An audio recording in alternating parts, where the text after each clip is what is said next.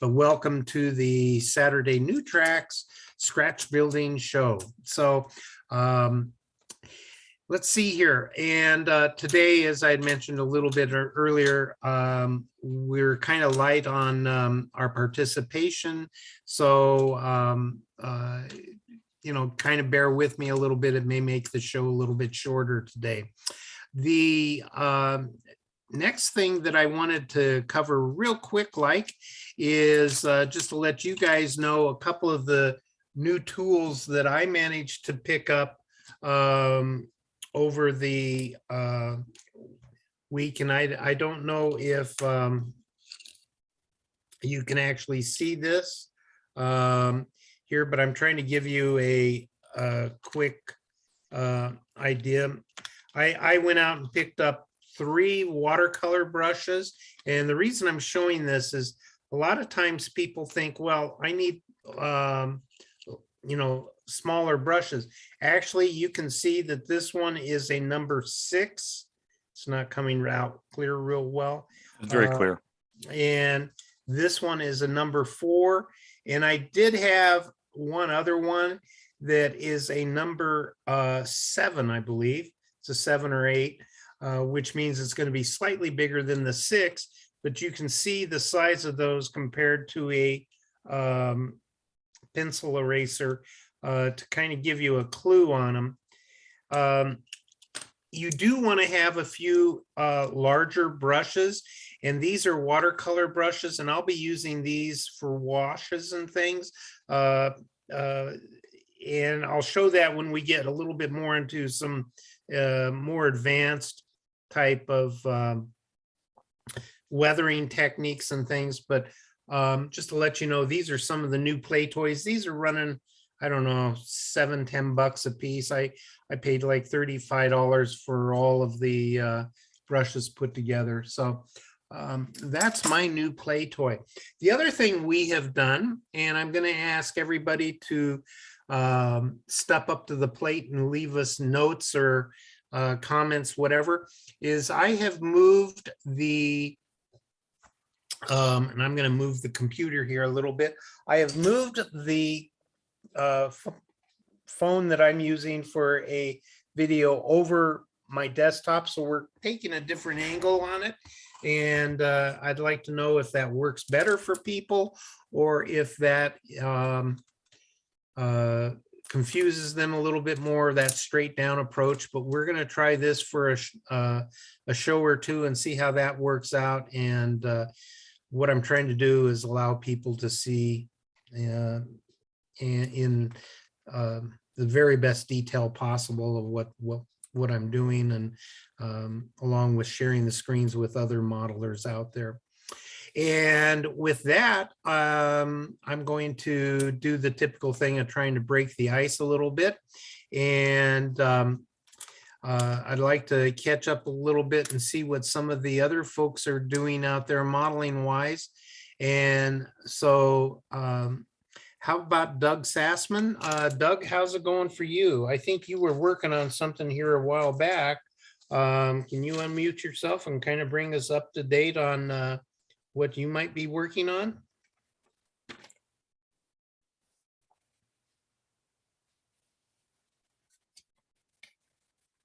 Okay, Doug, you'll have to unmute. There Okay, is that better?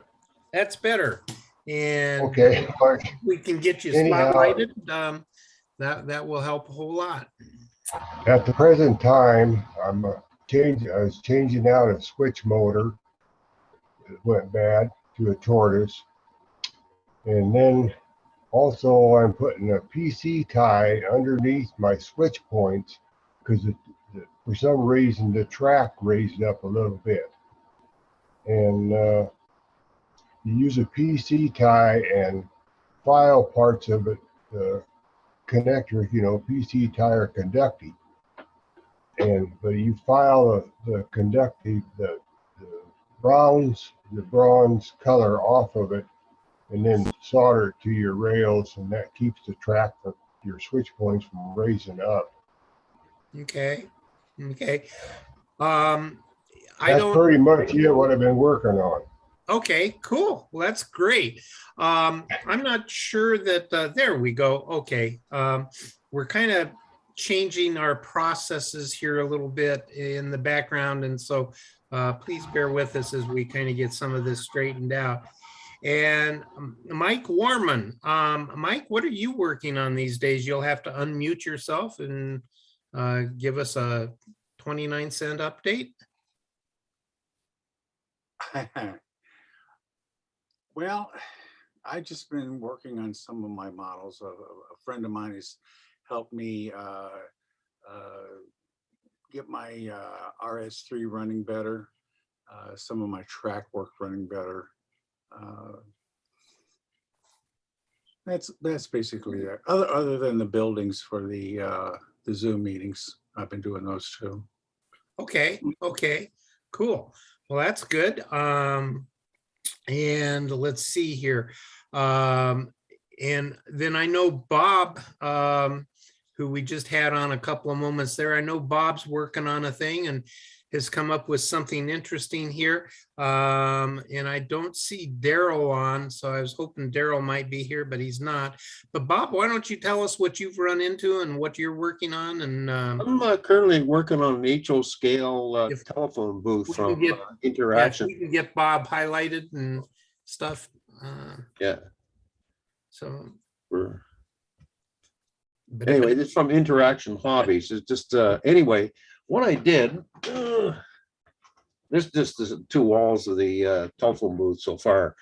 But what happened, I used this spray paint. I'm trying to get an aluminum colored paint, a spray paint, and I got this stainless steel trim clad, it's called. And what's happened now, the glue doesn't stick. Nothing sticks to it, even epoxy, Arlene's tacky glue, white glue, yellow glue, ACC, nothing sticks to it. So if you ever need something that doesn't stick, that's the stuff to get. Anyway, so what I'm gonna have to do now is take all this paint off these pieces. They're all out of paper, so I don't know what's gonna happen there, and then start off over again. That's what's going on.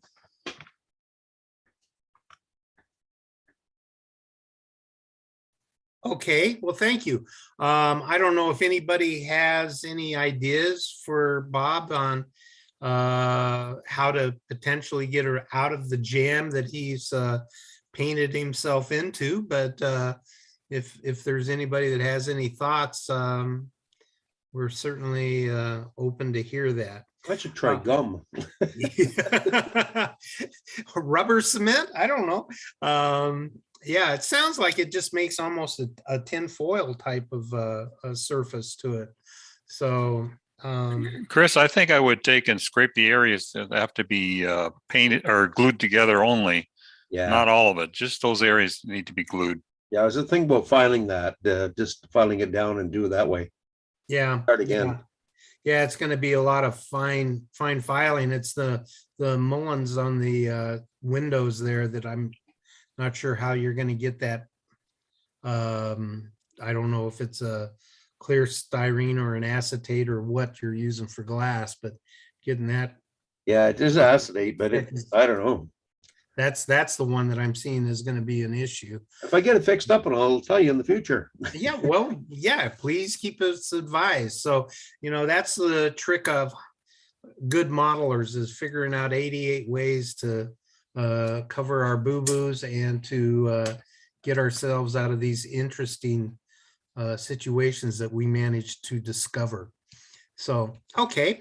And with that kind of brings us up to the ice house. Hey, the ice house, what we're building. Today's show is going to be kind of focused on a couple of things. Number one is that trim. And I was just going to show a couple of quick tips on coloring some of the trim and things that I'm going to do. And then the other second main topic for discussion today is the warehouse doors. And that's something that I'll get into here in just a moment. But before we get totally down into the ice house and the build and everything that we're working on that, I'm going to bring in actually one of the guys who does a lot of work on the backside and actually posts the pages and everything for this show, and let him discuss his ice house and what he's using as an inspiration, and what he has accomplished and how he's done that. He's kind of using modern technology coupled in with old style model building. And I think you guys are going to enjoy seeing where he's at right now, because he's right at the point of starting to do windows and doors, which is where we're at. So Will, I'm going to turn it over to you for a few minutes. Sure, why not? Sure, why not? Here's where I'm at right now. Hopefully you guys can all see that. The inspiration for this, if I can do a share, I'll show you the picture. Hopefully you can all see that photograph. Yes, we can. It's an ice house where they're using ice harvesting, either on a lake shore. I modeled the Northern Alberta Railways, and there was a lot of ice gathering, ice harvesting that was done on the rivers and on Lesser Slave Lake. I found this photograph amongst others through the Glenbow Museum out of Calgary. And I just kind of like the way it went, where there's the first small building, which is, I'm assuming, storage for equipment and all of that. And then there's a second in the middle, a little bit larger. And then the actual ice house is perpendicular to everything along the back. And I'm assuming that the railroad tracks would be running on the other side of that large building. So I've started with that. That was kind of like my inspiration. And what I've come up with is this. So we can see the sliding door will be here, and this is the other door that we could see in the photograph. And then there'll be the other building will be here, and then the ice house perpendicular. I'm not quite sure if I'm going to do the middle one. It makes everything a bit bigger, or I might compress it. I haven't decided yet. As far as construction, what I did is it's 2 layers. The inside layer that has the 2x4s and the wall studs is actually 2mm MDF that was cut on a very inexpensive laser cutter. And then on top of that, I laminated HO scale basswood from Kapler, which is their not scribe siding, the shiplap siding that is on top. It's laminated. This is my test piece as far as the MDF, with a slightly thicker MDF. So this is just a play around and test, and this is just laminated up. The notches for the rafters were cut with the laser also, just made it a little easier. The ridge beam was glued in, and then I just glued the rafters. There we go. The corner trim is 6x6, HO scale 6x6 posts. As far as painting, what I did was started off with a wash. I used acrylic inks, a gray and a black, that I diluted with isopropyl alcohol and just did a light wash. Straight black I don't like because it's too black, so I added a bit of gray, and it gives it a fairly nice look to it. And then the paint itself for the walls is Vallejo off-white. There you go, off-white, sponged. Just sponged on, just nice random pattern with I don't know if this is a makeup sponge or not, but it's a fairly dense sponge that I just pluck a chunk off and then dab it. And the only thing what I like about sponging is that you don't get any brush strokes. It's relatively random, but as far as a chipping or a wearing effect, it's kind of backwards as to what it really would be from what I've seen. So you get the paint on, you don't get any of the paint on the inside corner of the shiplap where the paint would stay and not flake off. So what I do is I come back with a fine brush. I think it was a 00 or a 000 brush, and just put paint back into the grooves where it would be. And that's where it's at for now. I'll probably come back and do a bit more, another layer of chipping on top. But that'll be done when it's later to try to homogenize the 3 different buildings. And like Chris said, I'm kind of at a point now where I've got to figure out what I'm going to do for doors and windows. I made the cutout for the window to be a standard tissue 6x6 double hung, in case I can't figure out how to build my own. Just in case, but I'll should be able to figure something out. That's where I'm at the moment. Okay, thank you. I did have one question.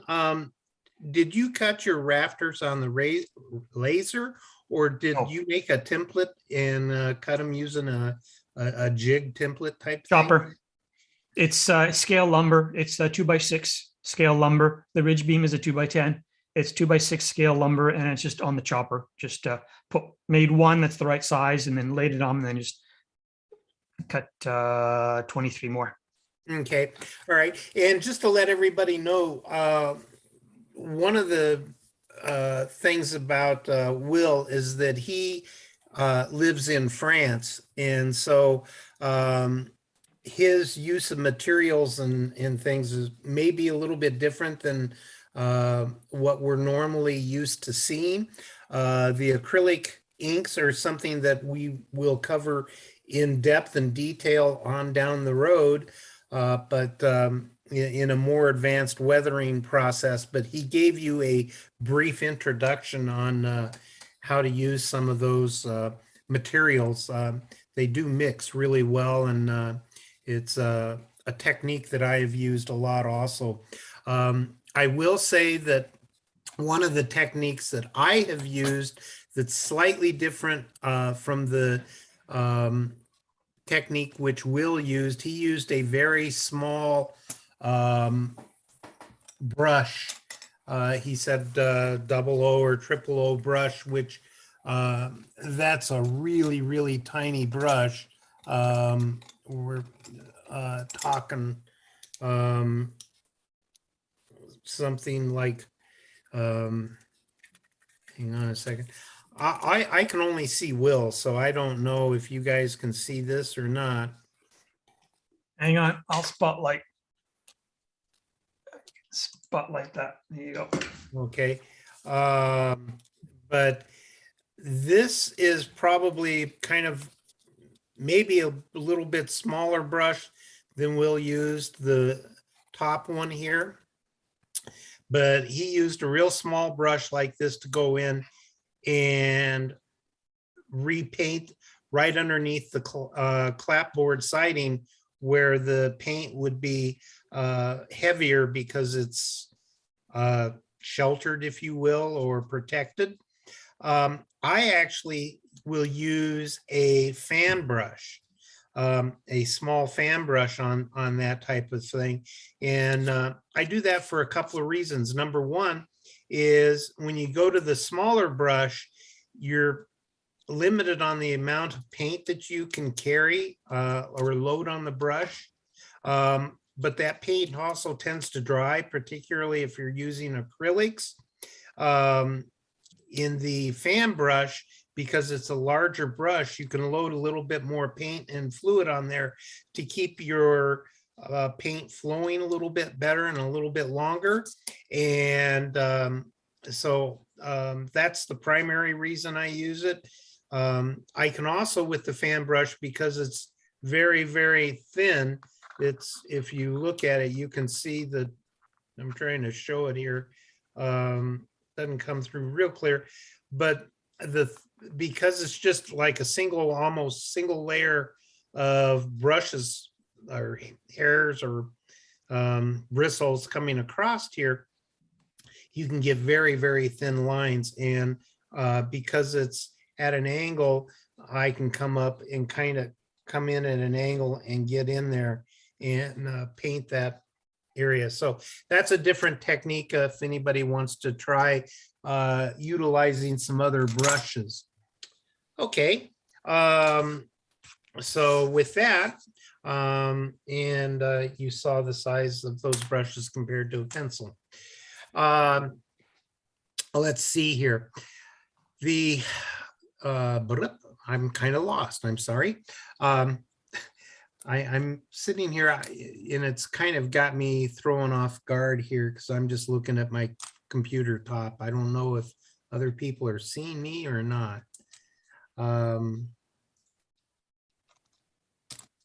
Any feedback there? Can somebody tell me? We can see you. Oh, okay. Thank you. All Bright right. and clear.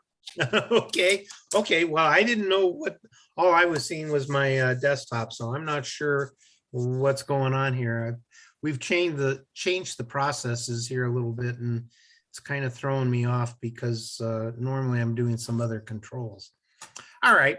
Well, with that, I'm going to go on ahead and move my computer up and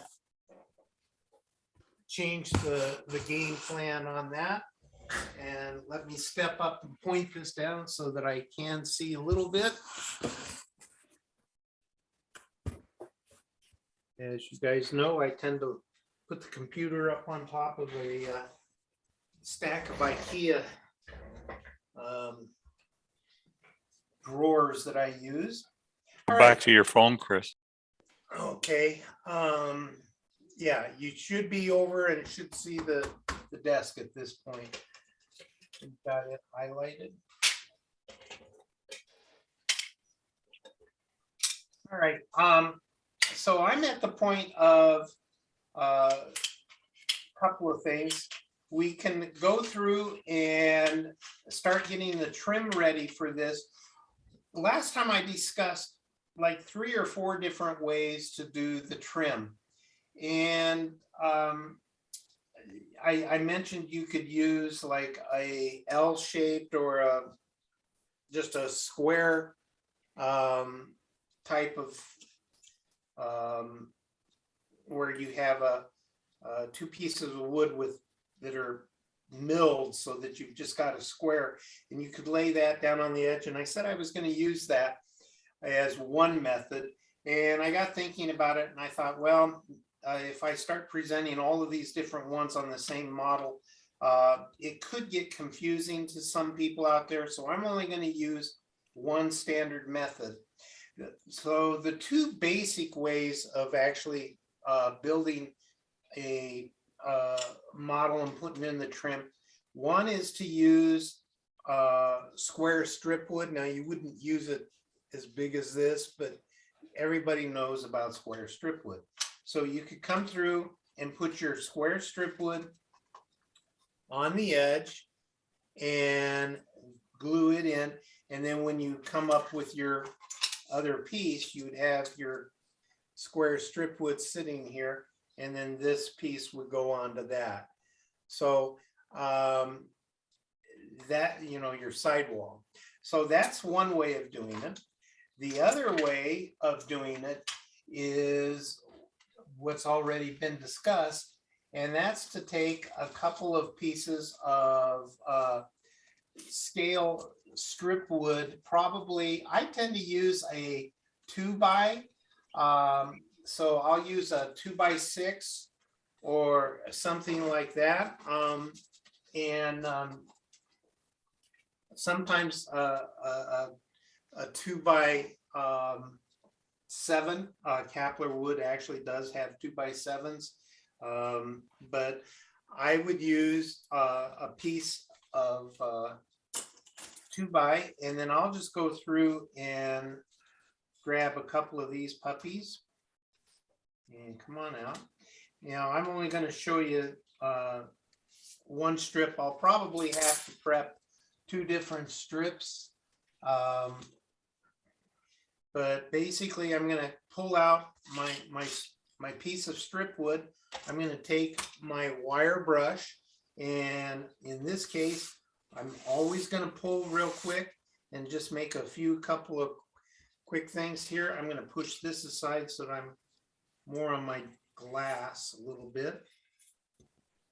And, bear with me 1 second. I know that the glass is not showing here. There we go. And I'm just pulling it.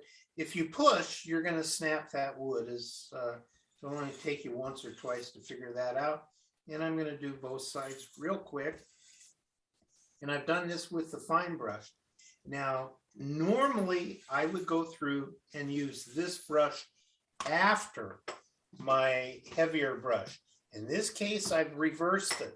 And I've reversed it just to kind of give me a little bit of different texturing. So I'm going to get out my file card, which it's just a wire bristle brush. And I'm going to go through and just add a couple of strokes with that. This is going to put in the deeper edges. It's also going to rip up the edges of the wood a little bit and give it a little bit tougher texture or rough texture, which I personally like on a more dilapidated type building. It's just one of those things that you don't really see, but yet can kind of somehow make a difference. So we've got that. And then the next step is going on ahead and prepping it with some driftwood stain. And I'm going to just go on ahead and throw that on here. And I'm going to grab out of my handy dandy just a round brush. It's not a big one. This one is it says it's a 1/8. And this is a little bit longer bristled brush. This one is a Richardson professional brush. So it's a little bit, it's a silver queller. Let's see here. Chink, chink, chink. But come on, where are you here? There we go. Went past you. I'm still learning where some of this is because it doesn't show up here. And done. Well, Move it the other way, Chris. yeah, it's like, there we go. Thank you for the assist.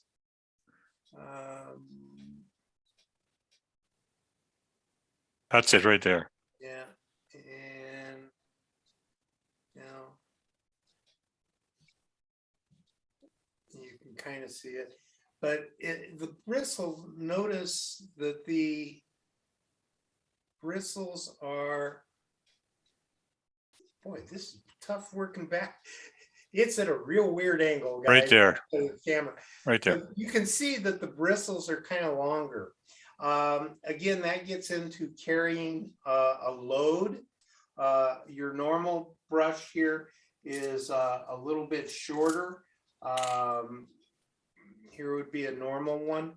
So you can see the difference in the length of those brushes. I'm not saying you have to go out and get one of these higher quality brushes for this. You know, a cheap one would work too, but I'm just going through and using this one, and it throws plenty of stain on. The thing is here is that I'm trying not to put on so much stain. I am flooding it, but I don't want to flood it beyond the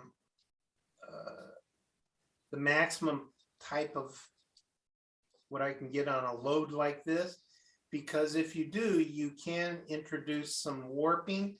Again, the stains that we're using are alcohol based, and so we're trying to eliminate any any warping as much as possible with this, because that alcohol will dry real quick. As you're going through and doing your modeling, if you always kind of think about what you're kind of doing, and why you're doing it and why you're using the material that you're using and the advantages of that particular material or medium or whatever, that will always help you produce a little bit better quality model. It takes some time and things. It's just one of those little sideline things that you tend to think about. I'm going to let this dry for a couple of moments, and then I'm going to give it a second shot. What I can do while I'm letting it dry is, as we had discussed in the past, I had a little bit of white dust that was just there on the back from when I had done a few odds and ends. So I'm just kind of wasting some time here, quite honestly, and just letting things kind of mellow out a little bit and let that strip wood dry that we just flooded. And then I'm going to come back and apply another layer of that driftwood stain to this. I know you can't really see it, and I'm not even going to attempt to show it, but I do have a little bit of grooving that you can see on this, and it'll kind of show that a little bit more as I get a little bit more of the stain on. Now, one of the things that a lot of modelers don't know or don't do is use multiple layers of these stains, because they are just that, a stain and a wash. And if you'll stain your strip wood, instead of just 2, maybe 3 times, stain it up to about 7 or 8 times, you will find that you'll get a much better color effect and overall than if you just do it with 1 or 2 passes of your stain. This one I'm only doing 2 because I'm going to come back over it and apply a pastel. But to be upfront with you, for the other trim that I'm going to do offline, I will make at least 5 passes on those pieces of strip wood. You guys just don't need to sit here and watch me color strip wood on this. So what I'm going to do is get my strip wood basically down to this effect, and then I'm going to grab some soft pastels, and again, I'm going to use some pan pastels for this. And as you can see here, I've got a very wide selection of pastels out of this. This is a gray pastel pan set. And so I'm going to this here a little bit.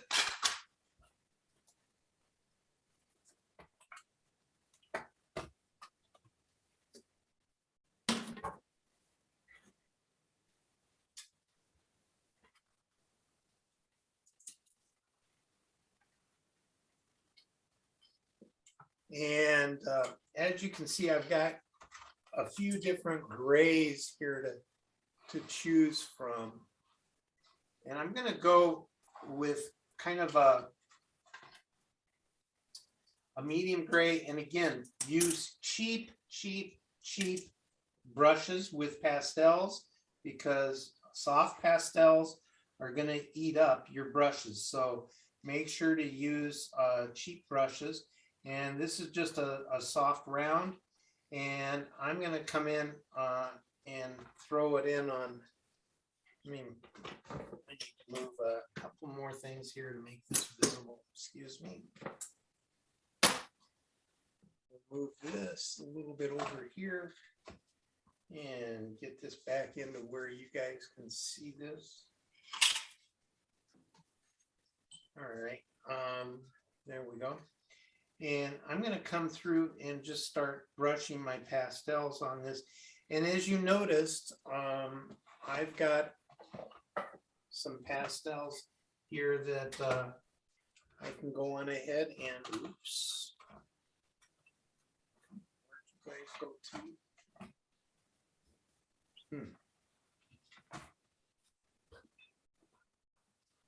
Well, this is interesting.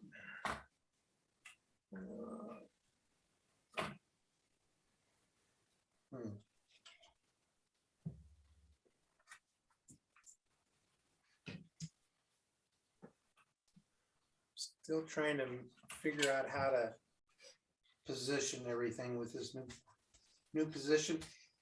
One of the things of trying to launch a show and everything, until you do it a couple of times and kind of figure out what your process and where everything is, it's a lot more difficult than one would think. And so I'm just going to come through and apply a bunch of pastel. And again, this is dry.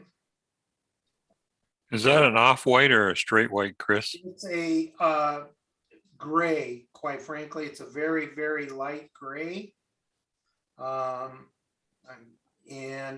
reason I'm doing that, and you'll see why here in just a minute, is I'm going to apply a darker gray undercoat. And then I'm going to come back and apply a little bit lighter gray overcoat. I'm not going to go to white because a straight white just will not look right. You always need to have a kind of a cream colored or something. Now, before, what we did, let me explain the technique process. Before, we kind of used some heavier scrapings and things of pastels to apply our color. Here, I'm applying it, and it's very dense from the soft pan pastels. And so I'm getting it applied densely. And then when I come through and add a little bit more alcohol to it, I'm going to get a more color variation. Plus, quite frankly, I'm going to get a lot from the bottom of the piece of strip wood, which is sitting on top of this paper towel, where, quite frankly, a lot of the pastel overflow, if you want to call it that, is coming down on. When that gets wet, that's also going to tend to apply it. I'm going to leave this brush dry, and I'm going to grab another cheap brush. Again, this time I'm using a smaller type of a, I was going to use a glue type brush, but I'm not seeing one handy here. One of those things that I didn't get out. So I'm going to just use a cheap watercolor brush. This one happens to be a number 2 watercolor brush. And I'm going to use my standard alcohol. And as you can see, this is kind of dirty because I've been using it for some of the other things here. And let me, can you guys see that? Trying to get all of this in here where you guys can see some of this stuff. Right there, Chris. Yeah. But what I'm trying to show here is that I'm going to dip this, and then I'm going to unload it somewhat. If you'll notice, that's just unloading it. And then I'm going to paint my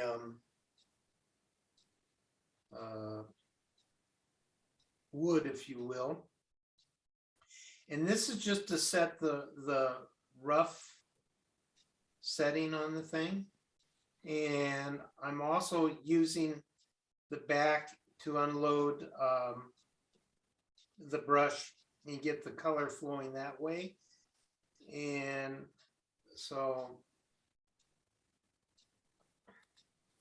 the reason I'm doing it this way is so that we can kind of get that coloring. Excuse me. And I'm going to allow that to kind of dry a little bit.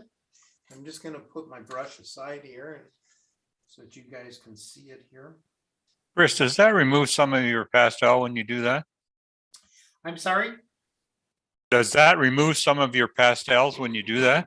Yes, it does a little bit, but quite frankly, if I kind of come through here and scrape it on the bottom, I can remove a little bit more.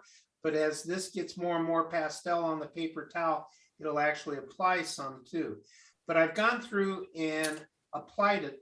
But by doing it kind of the way we did it is I get it's starting to dry and I don't know, chink.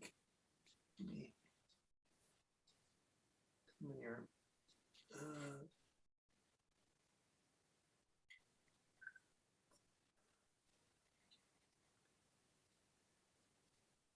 Let's see here, where is it? Move it over your, oop, Yeah, I'm right, learning where the camera, where the lens is on the phone here.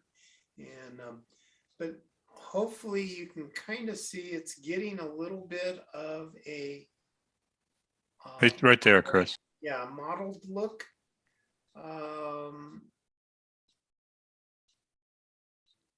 And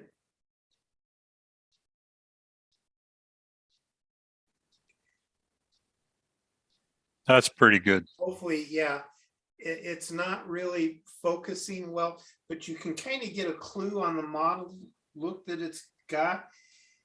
So I'm going to do that one more time to try to apply a little bit more. So I've got the same brush again. Here's my old wet brush. Where are we here? Shink. And so I'm going to put the wet brush aside, use the dry brush one more time, and I'm going to come in and apply a bunch.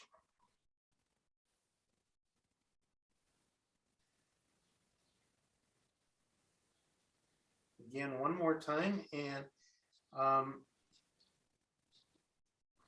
then what I'm going to do is come over with a little bit of a different technique and apply another colored pastel.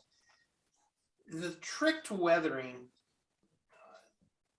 the thing that you need to learn about weathering, for the newer modelers out there, it's all about patience and multiple layers.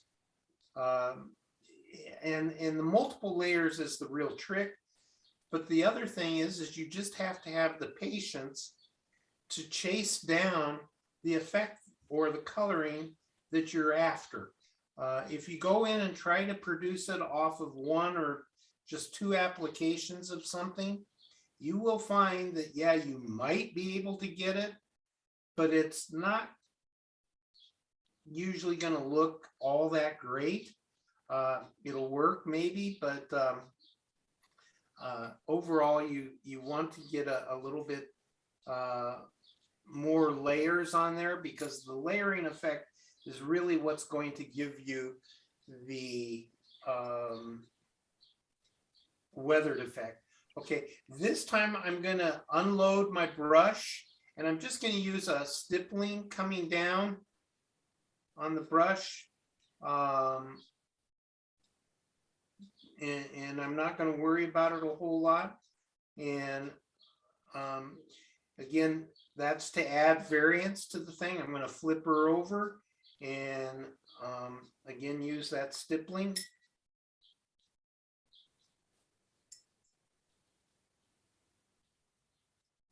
So what I'm trying to tell you here is that we're using a couple of different techniques, brush techniques, to apply this thing. The first time we got the small fine modeling going on. The second time I've got, with the stippling at random coming down, I've got larger blotches of color, if you will. And this is just to kind of give me that weathered effect. The next thing I'm going to do is take a sponge. This is nothing more than the insulation foam from going around pipes. And I'm going to grab I'm going to move my alcohol here for you guys. And I'm going to grab a different colored of pastel, and let's see here. So here's kind of the whites. That's the whitest one I have in this pan. So, and it kind of goes from there you can see the grays here. So, and the gray I was using was this one. And so you can see that that was pretty white, but I'm gonna come over and use, now I've got this heavy cream here. This almost looks like a foundation to some women's, you know, stuff. My point being is it's got a lot of orange and flesh tone in it. Now, I don't want to go there. I want something that's a little bit different. So I'm going to drop down a notch here. This to me is getting too close into this gray, and it's real close to the other gray that I used. It's just a tad bit lighter, but or a little bit deeper toned, if you will, meaning a little bit more black in it, or a binder. It's weird because it looks lighter in some cases, but it's definitely not. So I'm not sure. And then here's my white up here again. This corner is the white. So I'm not going to use this one, but I am going to get into this one. I'm going to take my sponge and grab some, and you can see it's pretty heavy. I'm going to put my kind of damp thing down, and I'm going to come on, and this time I'm going to sponge this on a little bit, and I'm using kind of a light stroke, and I'm keeping my sponge kind of loaded, kind of heavy. And the reason I'm loading it up this heavy is, as noted earlier, it does kind of come off a little bit. Remember, pastels are nothing more than pigments with a binder in them. And the soft pastels have a very limited amount of binder, but they are very, very finely ground. Therefore, you get a denser pigment compaction with them over a given area. And if you break your strip wood, it's not that big of a deal, like I just did. Caught it with the corner of this thing.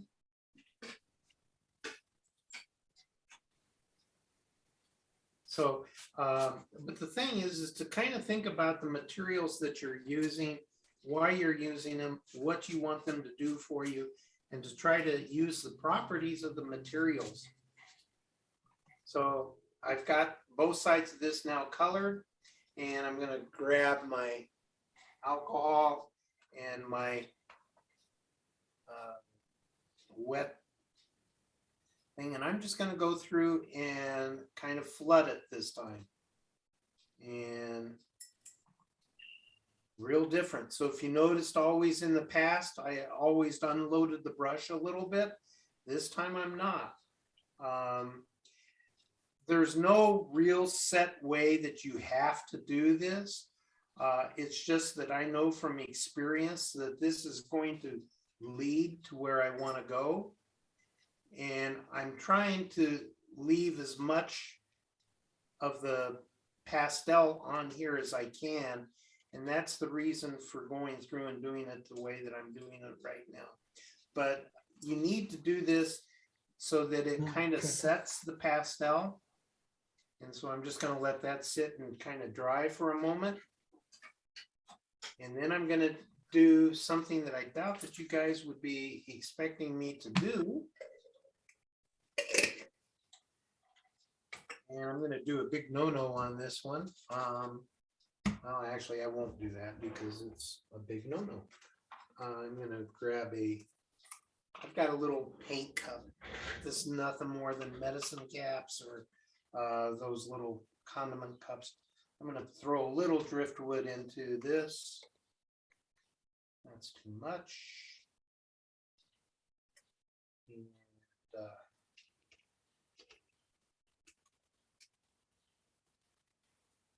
I want to use I'm going to change the color of that driftwood a little bit. I'm going to get out the yellow ochre. And I'm going to throw in just a little bit of the yellow ochre. I don't really give you a mix and say, you know, 10 drops of this and 5 drops of that. It's just kind of, you just learn after a little bit of experience what you're kind of going after. So this is probably a 5 to 8 to 1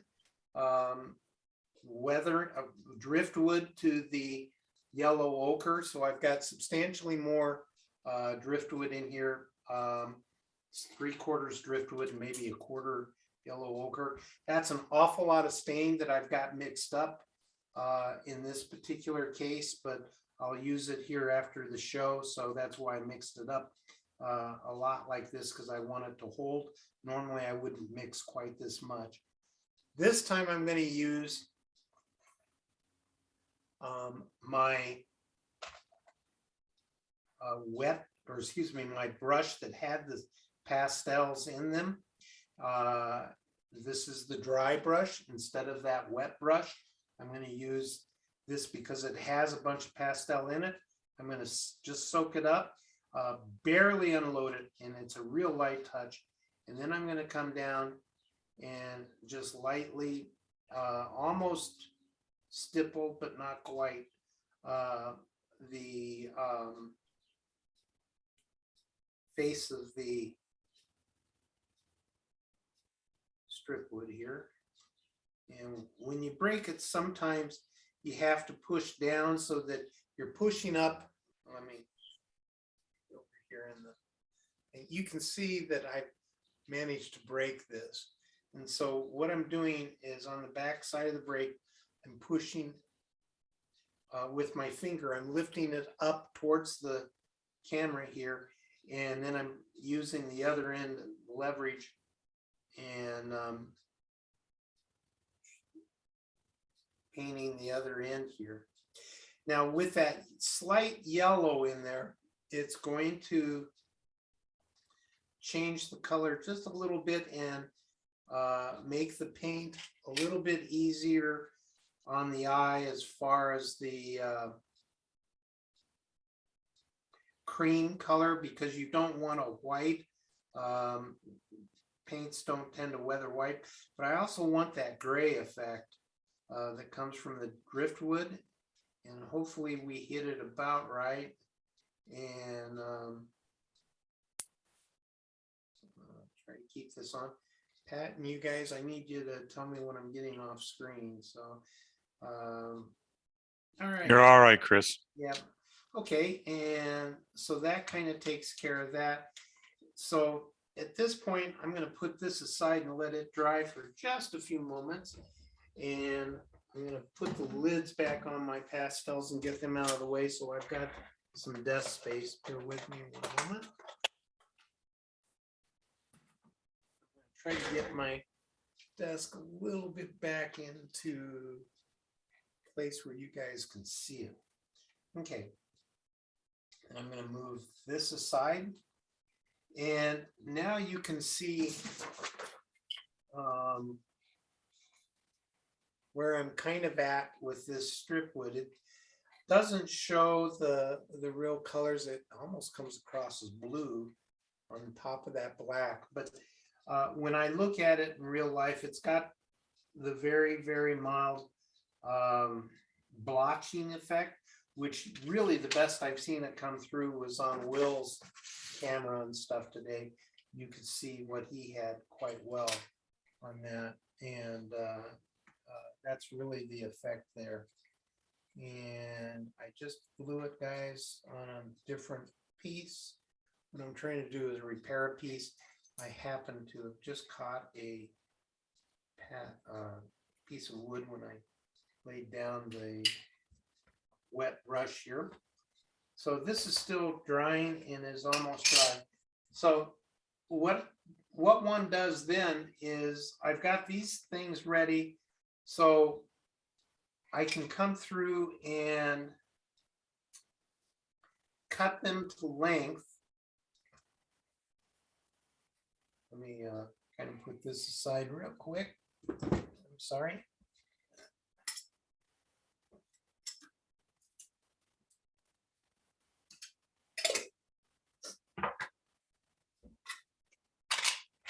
So I can cut them to length and cut them a little bit longer. So when you kind of come through, you want to cut them a little bit longer. And then what you can do is you add your, when your model is actually put together, you add your first corner like this. And so you'd have your corner, I'm going to keep it flat. You'd have your corner seam here. I'm going to use this because it's easier. You can actually see the wood pieces.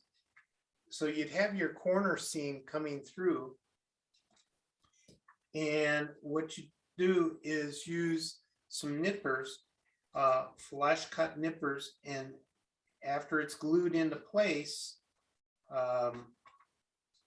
come through with your flush cut nippers and nip off the bottom and nip off the top on one side. And then you can come through and from the opposite edge, that 90-degree edge, add your other piece, get it glued into place, and then use your nippers again to take those two pieces off. The trick here is that you do not want to have an L-shape angles that you're trying to get the nippers in. It makes it difficult to make a good clean cut. And then by using the flesh cut nippers, you will then get a very minimum amount of need for sanding. And because this thing is real thin, the glue that's holding it is not going to be real tight, because again, we've used pastel. You've got glue on top of that pastel, so you want to minimize your pressure on sanding so that you're not ripping it back off. And so when you sand it, if you'll hold it close to the edges that are being sanded on the ends, and you're coming down on the corner or on the roof seam and on the bottom line here, you'll minimize the ripping effect, and it'll allow you to get a nice clean edges so that when your pieces are glued together, that seam is totally hidden on here. And again, we'll be using a piece of strip wood that, because I used a 6x, I will also tend to use something that will cover that up. So the thing of it is that when I come through and do this one, I'm going to have to figure out something a little bit wider or something. So because this seam here, if I come up, you can see I've still got a pretty good sized item that I need to cover. So I'll probably have to go a little bit wider or something here. Chris, Yes. what if you took and cut back that wall part, that 4x4 on the backside of that wall, so that you could put your two walls even? Yeah. Well, actually, that's probably my problem. I'm sitting here going, but you're probably right. And I probably have already done that, quite frankly. Yeah, you have one there. Appropriate wall piece. So There. if I use the appropriate wall piece, it's not that bad.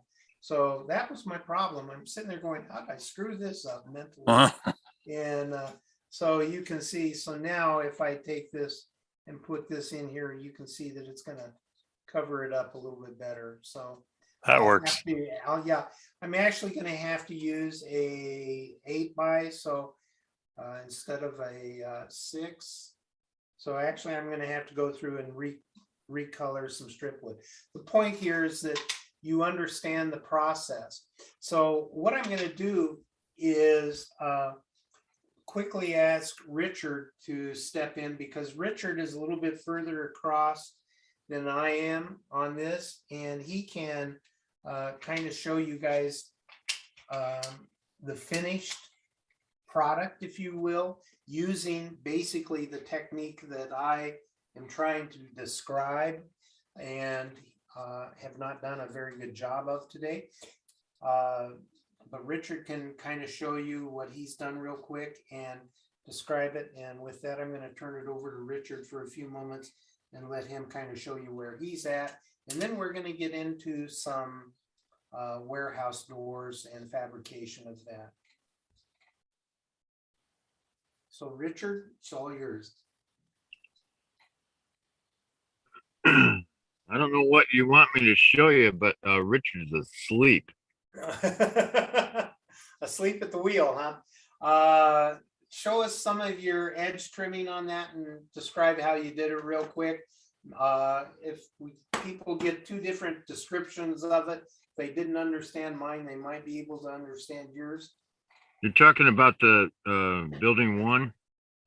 Yeah, the edges. All right. If you're ready. If not, we'll just move on. Oh, wait a minute. The reason I caught him off guard, for those that aren't aware, pre-show, I told him that I was not going to do this to him today. And here I'm doing it to him because I blotched it. If you're not ready, Rich, that's fine. I understand. So No, wait a minute. Okay. I have all my photos but in separate folders. okay. If I want to share my screen, I have to have that folder open on my desktop, right? Yes. It's better that you do.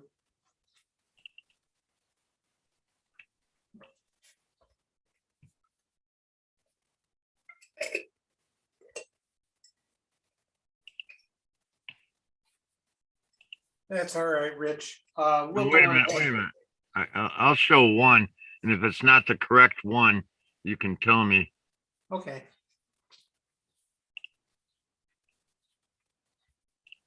Sorry, everybody, for the delay here.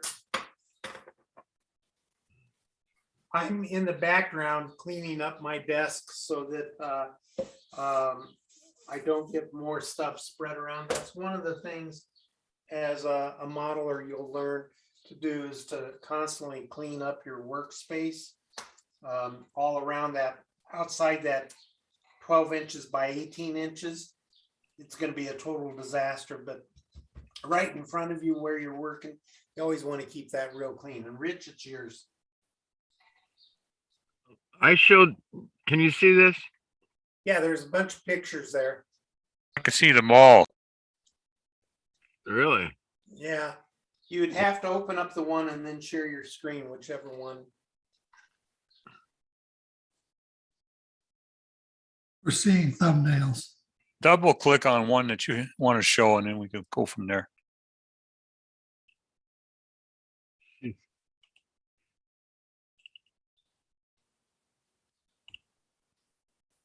No? Okay, well, Rich, we'll come back to it next week. So let's go back to the original plan here. Just look at them all then. Click on the photo. I did, and it didn't Yeah, work. it's not opening. He has to open it up. We'll work with him and get it all ready to roll for next week. But let's go on ahead and move forward here. So I'm going to bring the computer back down. Well, actually, yeah, I'm going to bring the computer back down for a second and kind of discuss a couple of things here. The thing I wanted to also move into here, because folks are kind of building ahead of me just a tidbit, and that is the warehouse doors. Now, fabrication of warehouse doors is relatively straightforward and pretty easy to do. It just depends on how complicated you want to make those doors. The first time I got into fabricating warehouse doors was to mimic a fine scale miniatures warehouse door.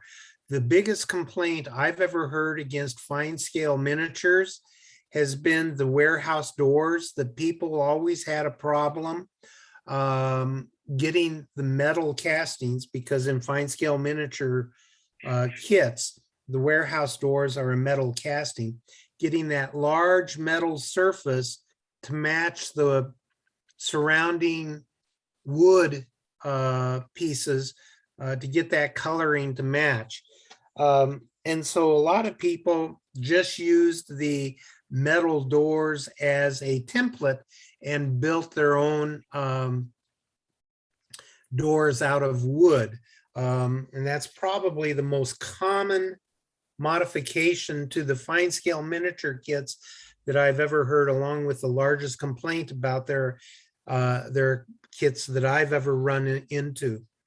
So to move forward then, we need to take a look at a couple of things on your door. And I don't know if you guys are seeing this. There we go. Thank you. So you can do a couple of different things here. Number one, we can use some of the pieces of siding that we saved from earlier. This is the scribe siding that I had.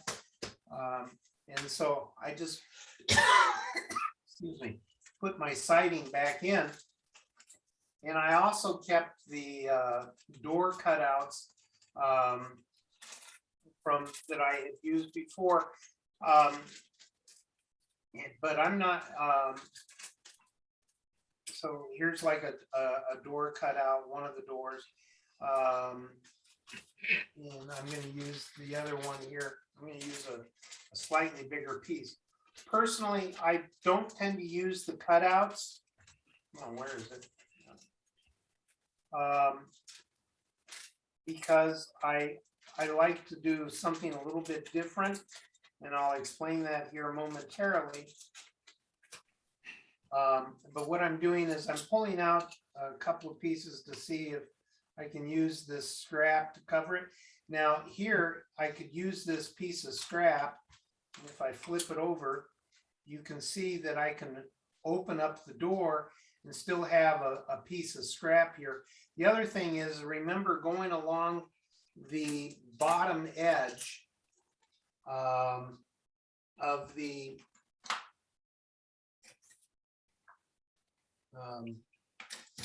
trying to get a pointer out. Going along this bottom edge here, I'm going to actually want the door up above it just a tad bit. So a good way to do that is to take a 3x5 card and just cut a piece in there and lay it down on the top when the time becomes appropriate to slip that piece in here. And that'll help give you the spacing underneath that. If you want a little bit more spacing, you can add too. But my point here is that I can use this scrap piece of wood, this triangular piece, and figure out, oh, okay, if I'm going to have an open door, I can cover it. Now I can't cover the whole thing or have a totally closed door because I'd have this little edge up here, unless I wanted to try to figure out something.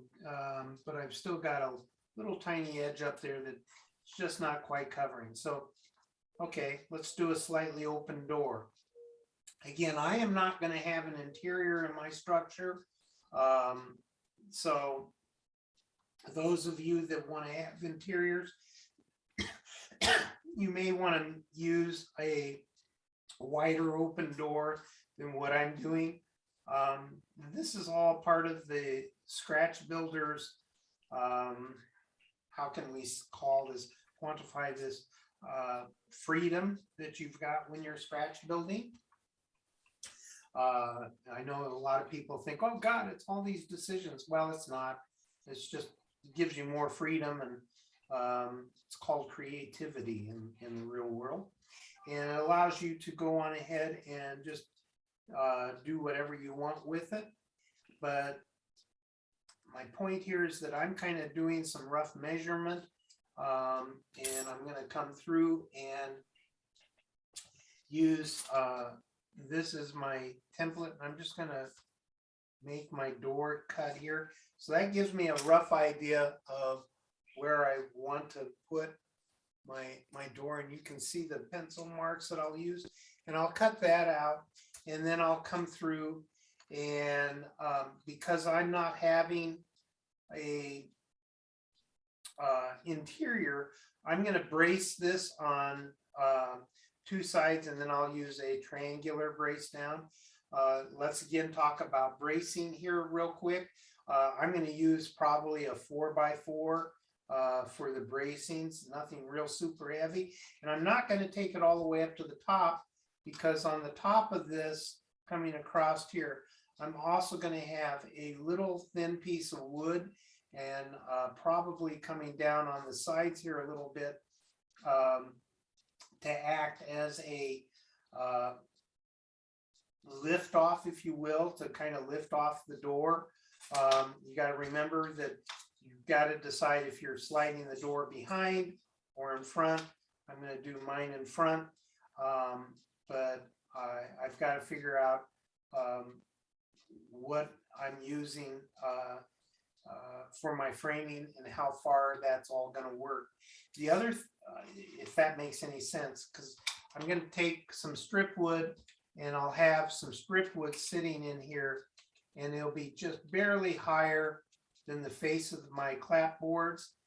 And then I'll bring that down, and then I'll put in a small piece behind or right on top of my door frame to act as a roller guide, if you will. And I'll extend that on across here so that that will work, and I'll show that next week, and that's what I'll really focus on next week for the actual building process of it. But right now, what I wanted to show was the process of figuring out the pieces and the sizing. Again, I'd like to go back to this idea on bracing, and I described putting a brace coming down here and a brace coming across this way and kind of this way and kind of this way.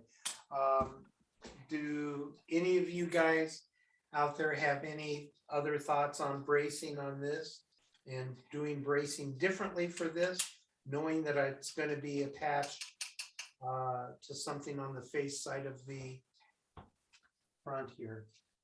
I know some of you other modelers have other techniques and ideas, so please speak up. Boy, such silence out there again. You guys are killing me. Come on. Can you hear me, Chris? Yeah, go on ahead. You want to use something very thin when you're using bracing on that, because if you use something too thick, it'll hold it out too far from the door opening. Right, and that's why I said I'm going to use probably a 4x4 strip. On that, it's going to be pretty thin. So that'll kind of work for me. The trick here is that, remember, we don't want warping, and that's all we're trying to do is prevent the warping. That's why you're doing that. I think your cross bracing will help a lot. Yeah, okay. Any other thoughts on it? How about some of the other techniques for a scribe piece of wood, if you're using a scribe piece of wood? Is that supposed to be like a plain flat door on the outside? Yes, it'll be a plain door that will just kind of on a rollers, and it'd be kind of one where you've got that little space just big enough to get your toes stuck under. And I'll probably just barely have it open a little bit, because again, I do not have an interior in this one, and I want to keep the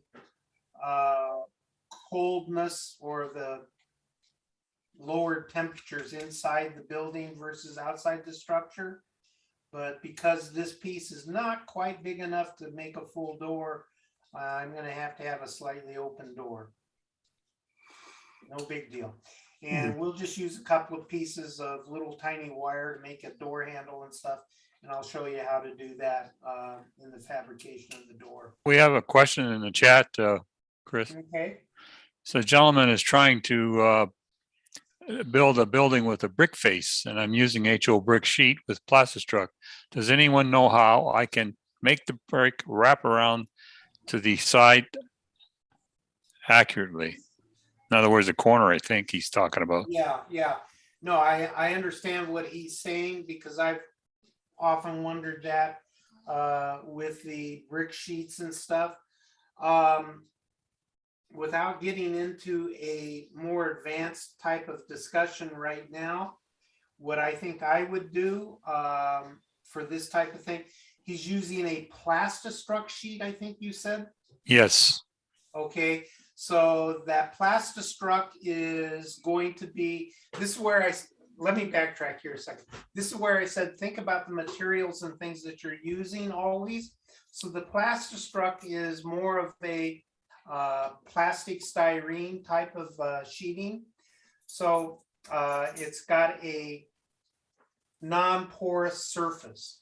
That's versus a porous surface like wood. So you could take wood and do some carving, but then you've got an issue of coloring because of the non-porous versus the porous. So if you use something like a piece of evergreen styrene, and evergreen styrene makes a squared angle piece that it's an L shape. You could lay that right over the edges of your door. So in other words, I'm going to use this flat piece here. You lay your flat Plastistruct sheeting across right up to the door edge, and then you're going to take that L piece. The L piece will come over on the edge, just barely on the top side, on this side here, and then also go down and cover this side over here. And then you could come back, and then because it's styrene, just come through and follow your brick course coming across, and then you could come in and go down. I'm not showing that very well, I'm sorry.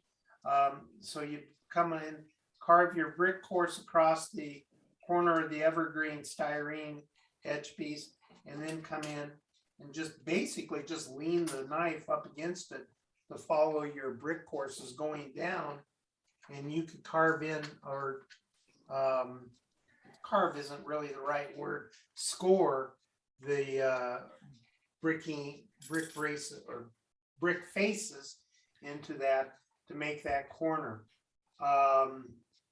Another possibility would be to use a square piece if you can't get that L piece, and just have the square piece barely extend above and mount it so that it's all kind of flush. And then you could come in and do your carving on both surfaces on it. Before doing the carving, you might need to do just a little bit of a trim work. Again, use multiple cuts to cut down the trim if you needed to do that. That would be my first two suggestions. I do know that there's a couple of manufacturers like Monster Model Works that actually make some brick corner pieces or edging pieces. I don't know if our friends up there in Canada make that. I've forgotten L. Help me out here, guys. I want to say L. Had him on the show here a while back, where we built one of his models. I believe he also makes it. I've got his kits in a different drawer and put away. LT, help me out, somebody. Our memory skips us. But I know Monster Model Works makes it. I don't know about Foss off the top of my head, and I don't know about, I think Carolina Craftsman also makes some. where it's wood, but that has been ascribed into that. Plastistruct, I've never seen brick carved in HO scale into, excuse me, the Plastistruct pieces. The only other Chris. thing I can think of is the attachment issue with the glue and what kind of glue you would use. Yes. The Plastistruct, it's really, really thin. Yeah, it's paper Um, thin. It's like it's 20 thou thick from what I'm reading on their site. So it's styrene. So obviously, I'm assuming you're going to you would build the shell out of a thicker 40 or Well, 60 thou it's- styrene and then laminate the brick on top. You could do Do you think that. you could line up the corners well enough that you could cut it and then just laminate on top, even if I don't know if you'd have to sand a little bit at a bevel to get them to line up, this considering they're so thin. Okay. You've got some? How's that? Yes, that's a There we sheet. go. So, yes, this is a sheet, and I know you guys can't see that it's got brick carved in it, but trust me, it has some carved brick in it. And this is the Plastistruct sheet that he's working with. This is, I just went and dug out a little piece. You can see here, let me move this so that you can see the colors. Put it on a piece of white. Okay. How's that? Okay. So this is how thin that's cut. There's a pencil, and you can kind of get a clue for how thick that is cut. And this would be a piece that I would, just exactly as you were saying, what I could do is laminate it, come in here, put it on the inside and laminate it up and do this. My problem when I have tried to do this, because literally this is from exactly what he is doing, because I was trying to laminate this piece right into like the door openings here. And I was trying to bring in my,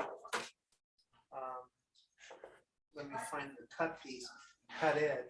I was putting my brick down, and then I was come in. I still Chris. ran into that real problem of the edges. Yes. Chris, Yes. I think if you were to take a very sharp knife and do a very fine cut on the backside of that plastic brick Bingo. and just bend it around. Oh, score it? And bend Yeah, it just around? score it enough so it would bend Yeah, easily. that's, wow. Can I say Yeah, something? that might Yeah, go work. ahead. Go ahead. That might work. I hadn't thought. I of think that. everything about rebuilding a corner, when you match two pieces of brick together, is going to be a job. And the only one that I ever got to do successfully, like he's doing, is what you said, except I scored it with a very fine razor saw. And I had to do it several times before I got one that I could bend. And then I just had to touch it up with some plastic filler. But I got it to bend on two corners, and I will never do it again. Well, I think what happens is if you do it on a slight 45, when score it Right. on two ways, it bends easier without breaking. Yeah, you're taking away material, which is That's exactly right. what you need Yeah, to do. the problem of it is this stuff is really. That's so thin, it's crazy.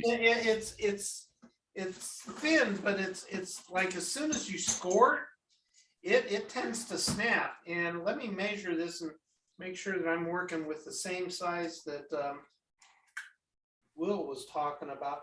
This is Holgate and Reynolds, by the way, guys. So I don't know, it's not quite the Plastistruct stuff, but this stuff is, and I'm sorry, I've got a dial caliper that I'm using here. This is 020.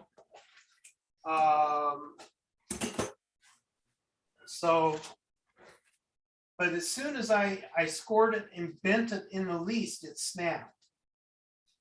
And so that's why I was saying that for me, if I was to go through and try to do this again, I think I would actually use either a commercial piece that's got that HO scale brick on it. And yeah, it might be a little bit different sized courses and things, but so what? It just brings up the fact that it is actually to your advantage in that it shows that it's the opening and they built it a little bit different there. Or I would use the L piece of wood and carve it around, or excuse me, L piece of styrene, because you want to stay with the same type of surface for your painting and coloring of it. And then go through and just put that L piece over the edges. And again, it's going to give you a raised, a little bit of an edge. But if you look at mason work on most structures, a lot of them, not all of them, but a lot of them have a little bit of a raised, I don't know if you want to call it cornices or what that name is, but it's a little bit raised. Getting a real clean corner edge there, I have not mastered that in my modeling, so I'm open to suggestions and anything else, but I don't know if that helps.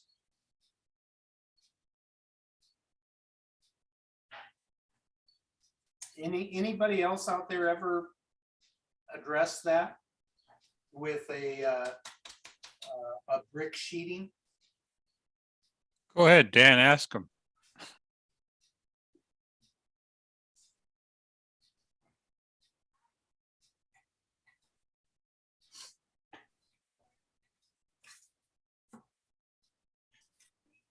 Can hear a pin drop. Yeah.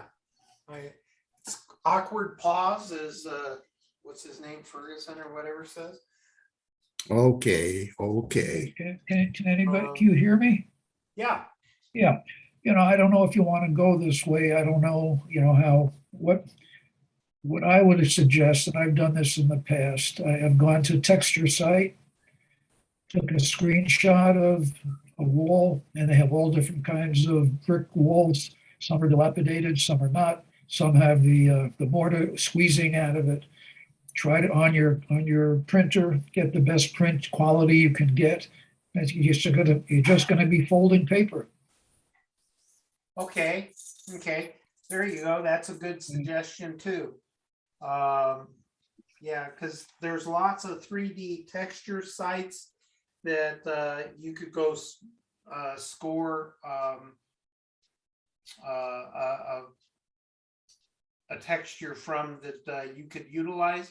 Don't forget that a lot of the 3D texture sites are actually for the digital artist, but you can use that texture site and still print out the 3D printout, or excuse me, the printer printout. And even though it's from the guys that are doing textures or weathering or skinning, as they call it in the digital world, we can apply it. So yeah, either photos or a 3D or graphics type of, I shouldn't say 3D, but a graphics skins or textures is can be named both, would work. So I would use my keyword textures and skins. Possibly bring up some of those sites. I think, Rich, I gave you one here a while back. I think it was called 3D Textures, if memory serves correctly, that has a ton of different textures on that you could print out, and you can do that for free.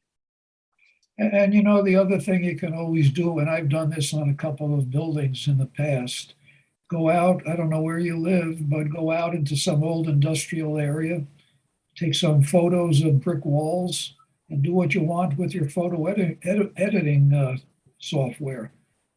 And I did one project, it was what I was copying some of George Celios's buildings, and I made a small diorama. And I mean, I got rave reviews. And one of the buildings that I used was just from a photograph with brick walls, and I cut it down and scaled it down. It looks great. Yeah. So Yeah, that's another opportunity to utilize a photo or something. So yeah, you can make your own photos. Just do a web search and download the pictures, or go to a texture site.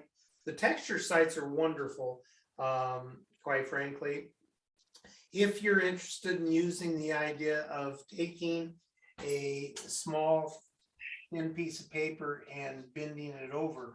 The other thing about that paper is it may take you a few tries, but you might even be able to size it so that the courses would reasonably match. But could I ask what scale you're working in? I think it was HO that he. Can you hear me? Oh, is it HO?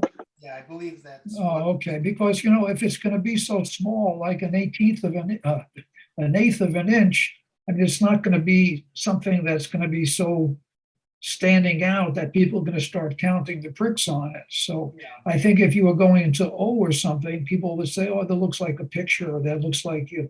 So I think if it's a small scale, I don't think it would detract at all from any of the skills that you have when you build. Okay. So I don't know if we've addressed the full issue here or given any ideas or not. Go ahead, Dan. Can you hear me? Yes. Okay, so yeah, so these are actually good ideas, and I want to try them both. The corners of this building are going to actually have raised brick, also like sections of like 4 lines of brick.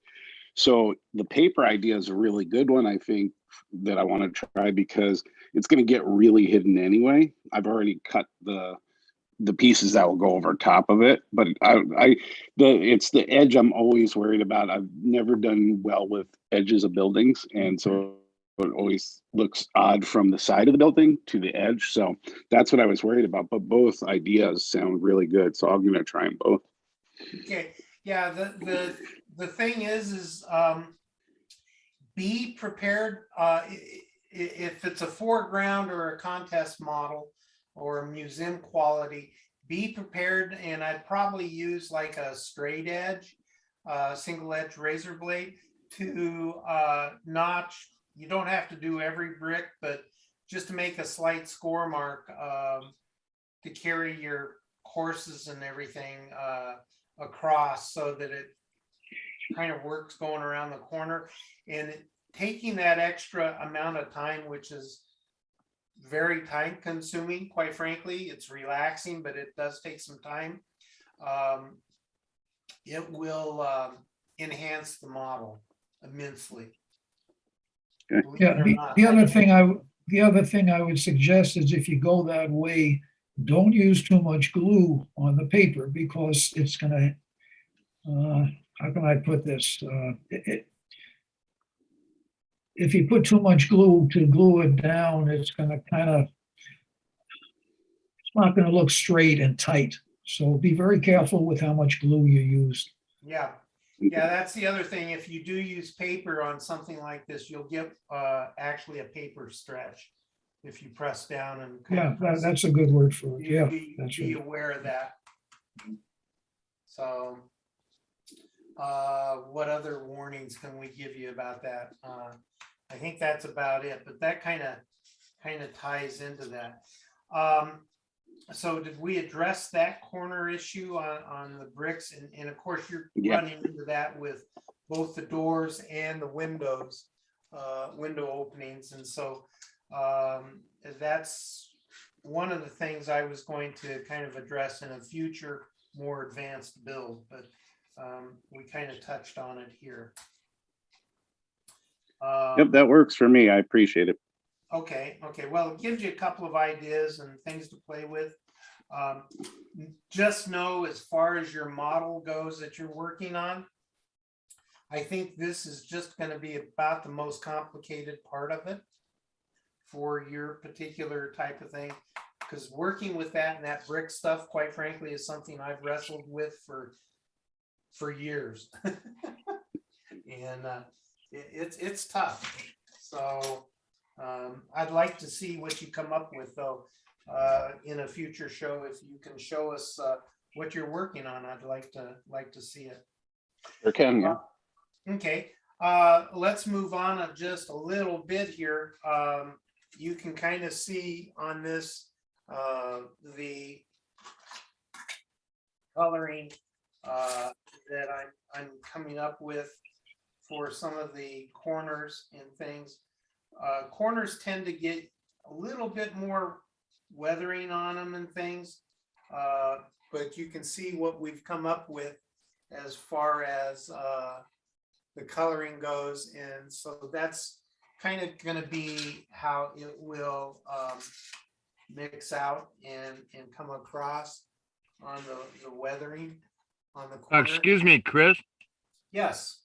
I'm still looking for that website for 3D textures. When I find it, I'll put it in the chat. Okay, thank you. You're welcome. And then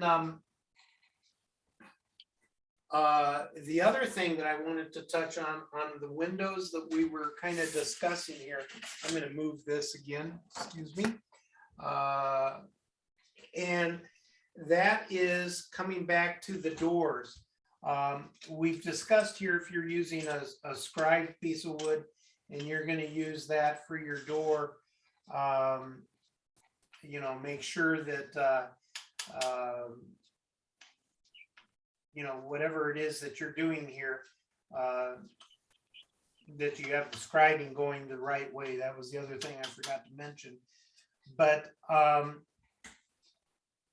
the other thing about doing warehouse doors is doing them from scratch, board by board. Actually, that in my book is a little bit easier than just doing it with a scribed sheet siding. But for that, the trick is just to take some double-sided tape, put it down, and then start building up your door, if you will. Use a straight edge along the bottom, put your two-sided tape going down like this. So you've got your straight edge, your tape, and then take your strip wood and start laying it on top so that you are creating your pieces. And then once you get the basic wood lined up and straight, then take your framing pieces and lay them over and glue them in to create your frames, if you will, going around your door. And that will give you the door pieces. And then once you get it all glued up with the frame, then you just slide a little piece of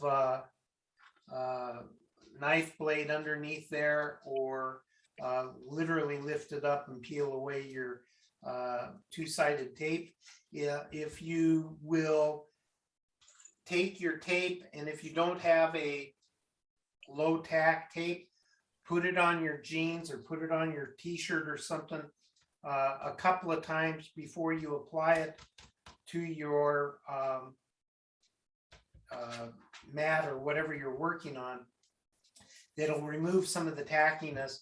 And then once you get that fragile door made up, it'll be easier to remove from the tape. And then you can color it all up or anything, or you can use pre-colored strip wood, which is actually what I do.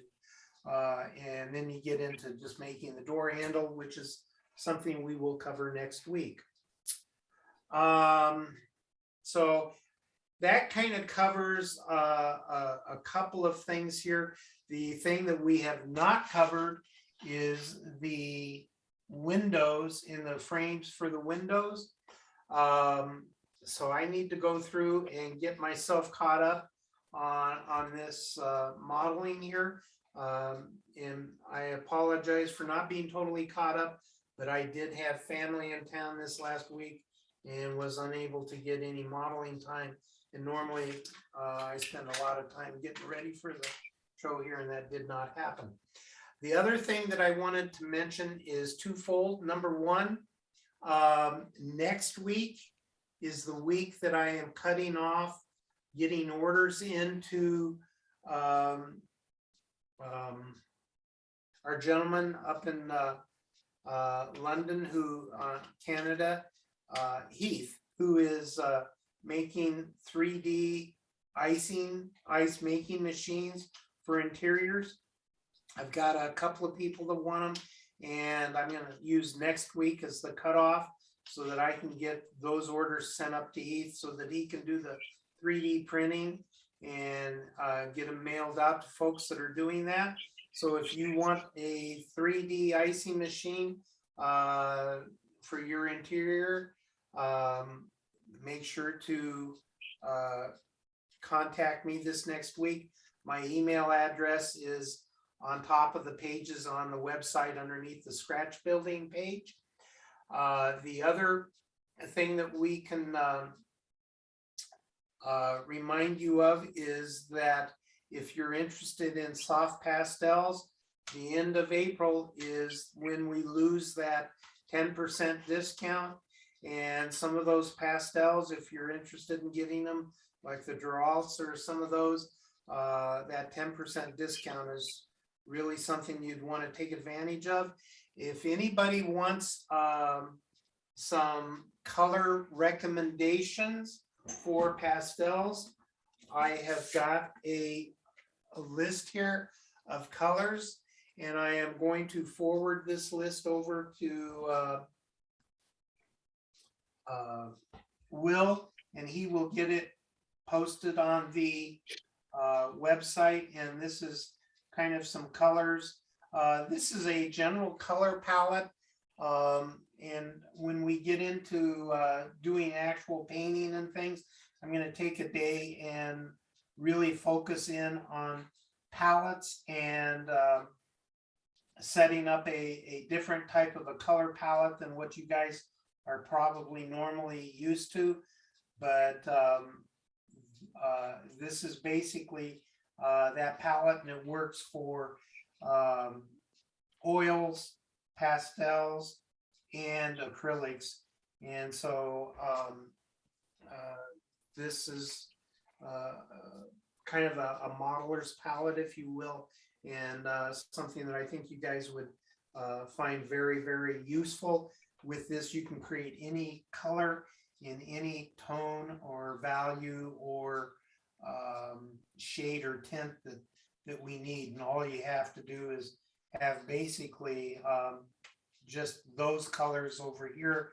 These on this side are just convenience colors, and colors that allow you to do some real finesse changes in shade and tint and value. And if you don't understand those terms, we'll go through that in the painting section. But we'll be getting that and posting that. So if you want to look at that to utilize for any colors of pastels, we can kind of do that. Let's see here. What else have I got going? I think that is about it. So did that kind of bring everybody up to speed on warehouse doors? We've got two methods to make those. We've talked about some corner trim.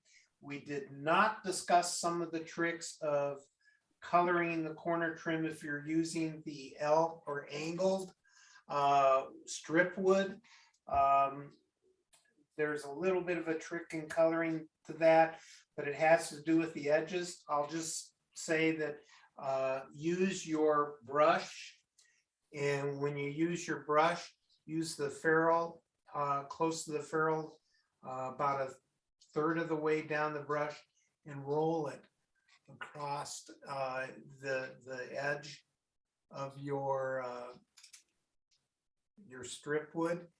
And that will cover that edge. It's the flat surface of the L is usually pretty easy to cover, but it's that edges, and by covering that, rolling it down the edges, you'll get a much better covering than if you do trying to brush paint it. Brush painting it, it either puts it on too thick and leaves a edge going down on the faces and isn't clean. Whereas if you come through and roll the brush down the edge, you'll get a much cleaner edge painting, if you will, in miniature. Any questions, comments, anything else that I can help with today before we leave? One question I forgot, I'm sorry. Anybody have any questions on any build-alongs that they're building?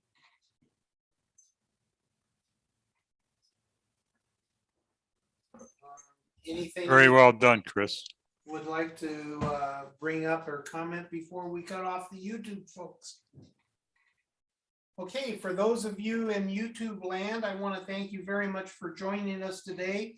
Please feel free to join us next week. Hopefully I'm putting out information that you find of value, giving you some tricks or ideas or techniques, processes or discussions that help you in your modeling quest to accomplish what you're after.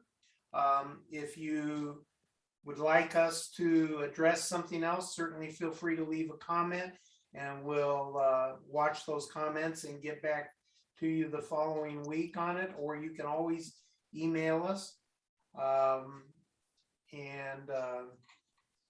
I look forward to seeing you next week, and join us on the Wednesday show if you get an opportunity.